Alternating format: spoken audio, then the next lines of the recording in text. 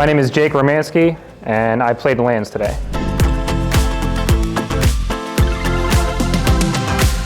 I have only a couple different strategies to win. One strategy is to use Thespian Stage Dark Depths to make a 2020 Merit Lage.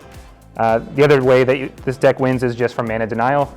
It has Wastelands and 1 Ghost Quarter, and it utilizes Life in the Loam to buy back those lands to just continue to take my opponent off of mana so that I can develop a game plan. And then with the recent printing of Urza's Saga, I can also make constructs, but those are the main ways that the deck wins. As far as Spice is concerned, I mean, I am playing Retro in the main, the Retro Fitter Foundry in the main. A lot of lists are not playing that in the main. They're playing Needle instead, but with the recent matches that I've been playing, I've been siding out Needle, so I swapped those. So I have Needle in the sideboard now and Retro Fitter in the main.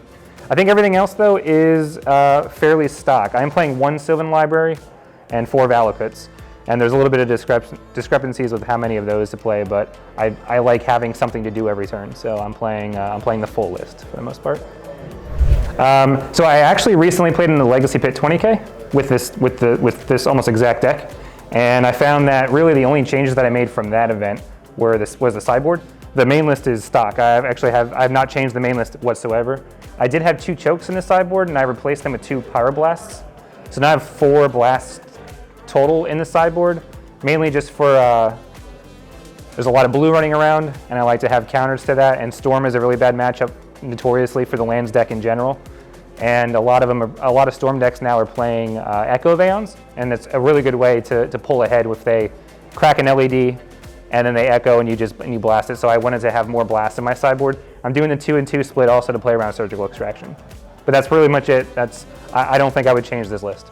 If you like the Mana Denial strategy of Magic the Gathering, this deck can definitely do that with its recursion of Wastelands and Ghost Quarters and ports, however many ports you want to play.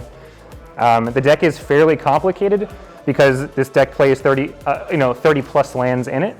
And with the crop rotation and the expedition map, you have to constantly ask yourself what is the best land to get for the certain matchup. So I would not recommend this for someone who just recently picked the deck up, even though I recently picked the deck up about 2 months ago. I jammed about 40 leagues on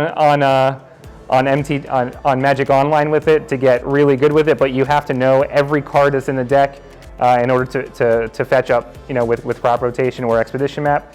So. Yeah, if you like Mana Denial and you like the 2020 flying indestructible aspect of this deck, I think you'll have a great time with it.